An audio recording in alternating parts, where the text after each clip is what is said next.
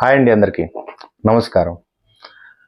ఈరోజు మనం Varanasi movie trailer రిలీజ్లో ఎస్ఎస్ రాజమౌళి గారు ఆంజనేయ స్వామి వారి మీద అన్న వ్యాఖ్యలు ఎంత మటుకి నిజం, ఎంత మటుకి అబద్ధం అనే దాని మీద మనం ఒక విశ్లేషణకు వద్దాం.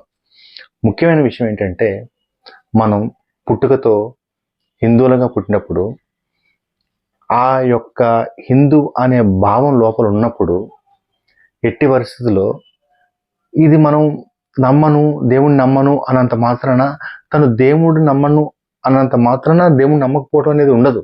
ఎందుకంటే మనం బై బర్త్ హిందువులుగా పుట్టాం. కోపంలో, ఆవేశంలో ఎన్నోసార్లు మనం తిడతాం, కానీ ఆ దేవుణ్ణి తిట్టినట్టు కాదు. ముఖ్యమైన విషయం ఏంటంటే, మన హిందువులం ఏదైనా దేవుణ్ణి కానీ ఏదైనా మొక్కుకున్నాం అనుకోండి, దేవునిగా నమ్ముతున్నాం అనుకోండి, ఆ దేవుణ్ణి మనం ఓన్ చేసుకుంటాం. ఆ దేవుడు మన సొంతం అని అనుకుంటాం. ఉదాహరణకి రామదాస్ గారు రాములవారి గుడి కట్టించి జైలుకి వెళ్ళిన సందర్భంలో, కారాగారానికి వెళ్ళిన సందర్భంలో రాముల వారి దర్శనము రామదాస్ గారికి దొరకని సందర్భంలో ఎవడబ్బ సొమ్మని కులుకుతూ తిరిగేవు రామచంద్ర అని ఒక మాట అన్నారు.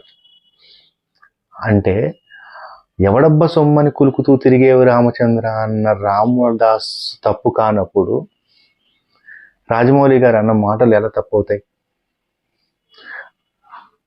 రామదాస్ గారి గుడి కట్టించి అంత పెద్ద కళాఖండాన్ని మనకి భద్రాచలం చూపించారు. అలానే రాజమౌళి గారు చాలా పెద్ద మంచి కళాఖండాలు, అంటే మంచి దృశ్య రూపాలు మనకు చూపిస్తూ ఆయన ఇంకో మాట కూడా చెప్పారండి.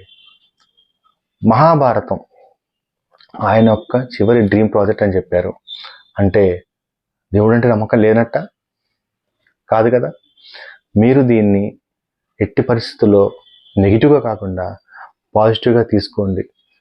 మనం కూడా ఒక్కొక్క సందర్భంలో ఏదైనా పని చేస్తూ ఉంటాం. ఆ పని చేసినప్పుడు అది జరగలేదనుకో, మనం చెయ్యం, ఈ దేవుడు అంటే నమ్మకం లేదు అని అంటూ ఉంటాం. అది మానవ సహజం. ఆ ఒక్క మానవ సహజాన్ని మీరు దయచేసి ఒక భూతద్దంలో పెట్టి మీరు చూడొద్దు. ఎందుకంటే ఆయన ఒక పెద్ద దర్శకుడు. చాలా ఎక్విప్మెంట్స్ చేసుకొని, చాలా పెద్ద స్క్రీన్స్ పెట్టుకొని, అంత పెద్ద స్టార్ కాస్టింగ్ పెట్టుకొని, డిజిటల్ మీడియాను, ఇంటర్నేషనల్ మీడియా అన్ని ఛానల్స్ తీసుకొచ్చుకొని పెట్టుకొని, ఆ టైంలో ఒకటి మనం చేస్తున్నప్పుడు అది కనుక ఫెయిల్ అయితే ఎంత సిగ్గుచేటు. ఆ బాధ ఆయన మనసులో నుంచి బాధ వ్యక్తం చేశాడు అంతేగాని ఆయన దేవుణ్ణి నమ్మకపోవడం అనే ఉండదు. అసలు అలాంటిది ఏం లేదు అని నా ఉద్దేశం చెప్తున్నాను. దయచేసి మీరు కూడా నెగిటివ్ కామెంట్స్ కానీ, దయచేసి ఆ ట్రోలింగ్ కానీ రాజమౌళి గారి మీద ఆపండి. ఎందుకంటే రాజమౌళి గారి వల్ల మన భారతదేశం సినిమా రంగం ఒక ఉన్నత స్థాయికి ఎదిగింది. దయచేసి అర్థం చేసుకోండి. మనలో మనమే ఇలా కించపరుచుకుంటే మనం ఇంకెక్కడికి వెళ్ళాలి? సో దయచేసి అర్థం చేసుకోండి ప్లీజ్. తప్పులేమైనా ఉంటే మన్నించండి. జై హింద్.